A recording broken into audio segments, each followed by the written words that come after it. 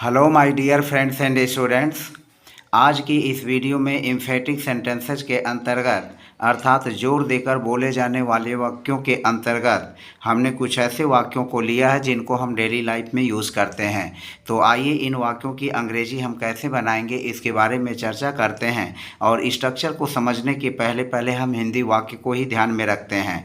जैसे घर घर में प्रसन्नता है, गांव गांव में गरीबी है। तो इस तरह के वाक्य जहां हम संज्ञा प्लस संज्ञा और प्लस में का प्रयोग है। जैसे हाउस जो है घर, यह भी नाउन है, यह नाउन है, और फिर हमारा घर यह भी नाउन है। तो नाउन नाउन और फिर यहाँ में आया, तो संज्ञा प्लस में, या कहीं कहीं में की जगह पर का भी यूज होगा।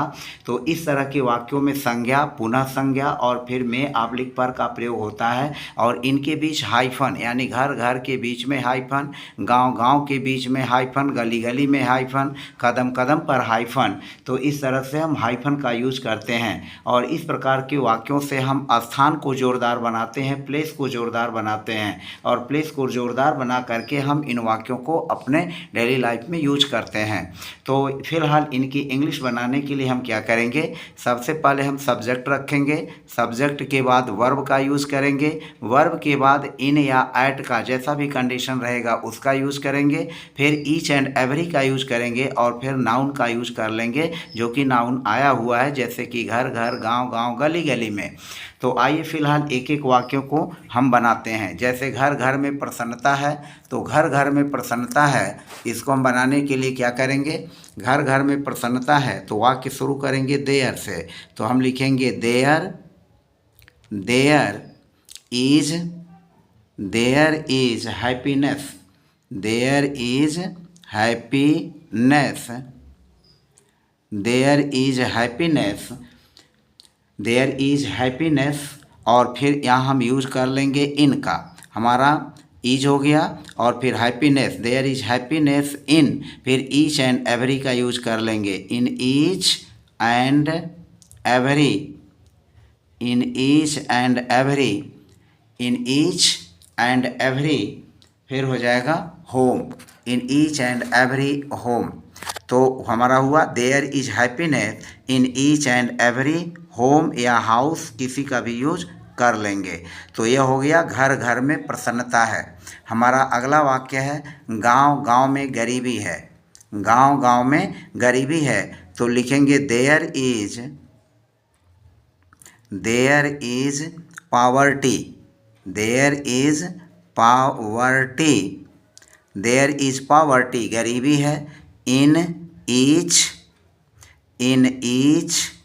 And every, in each and every, in each and every village, यहाँ यूज कर लेंगे in each and every village. गांव गांव में, there is poverty in each and every village, गांव गांव में गरीबी है। तीसरा वाक्य है गली गली में फूल हैं, तो यहाँ पर यूज करेंगे there are flowers, there are flowers, there are flowers in each and every, in each and every street, in each and every street. तो there are flowers in each and every street, each and every यानी गली, in each and every street गली गली में, तो गली गली में फूल हैं, there are flowers in each and every street. तीसरा है वह कदम कदम पर हांफती है, तो हम लिखेंगे शी और हांफती है, इसको लिखेंगे पैंट्स, शी पैंट्स वह हांफती है, शी पैंट्स वह हांफती है। अब यहाँ हम इन का यूज नहीं करेंगे, एट का यूज करेंगे, she pants at each and every, at each and every step, step means कदम। तो शी पैंट्स मीन्स हांफती है, at each and every step वह कदम कदम पर हाँफती है, यानी डेंग डेंग पर हाँफती है। अंग अंग में दर्द है, अंग अंग में दर्द है, तो अंग अंग में दर्द है। अब यहाँ हम इसको यूज़ करेंगे कि अंग अंग में दर्द है, तो देयर इज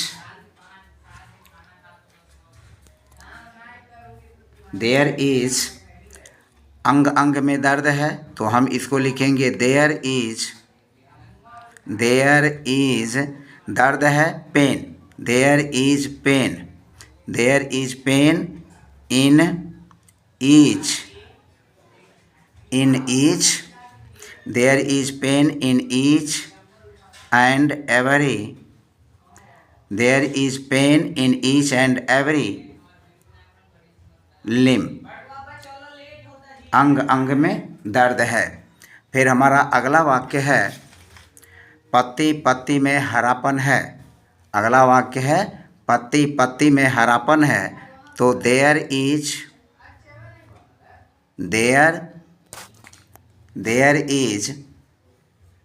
हो जाएगा देयर इज हरापन है, तो greenness, there is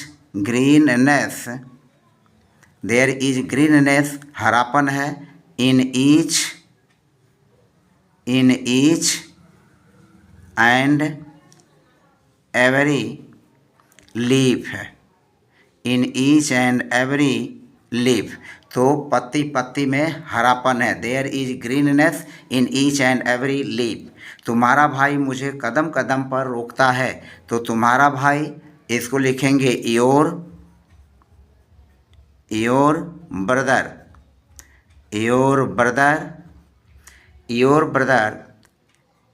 interrupts me, your brother interrupts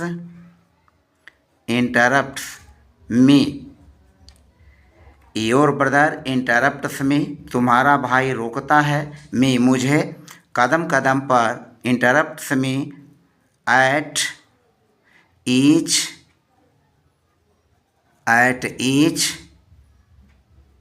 and every step, at each and every step, तो your brother interrupts me at each and every step, तुम्हारा भाई मुझे कदम कदम पर रोकता है।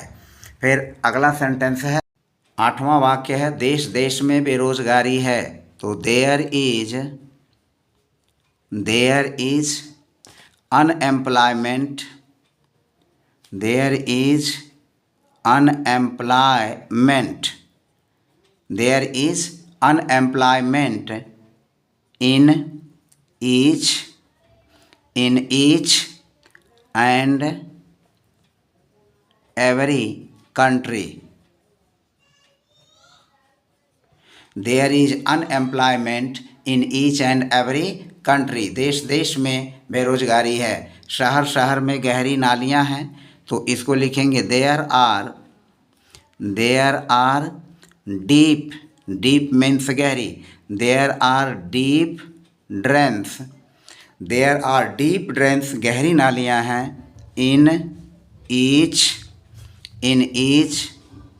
And every city, in each and every city, there are deep drains in each and every city, शहर शहर में गहरी नालियां हैं। फल में सड़ापन है, तो देयर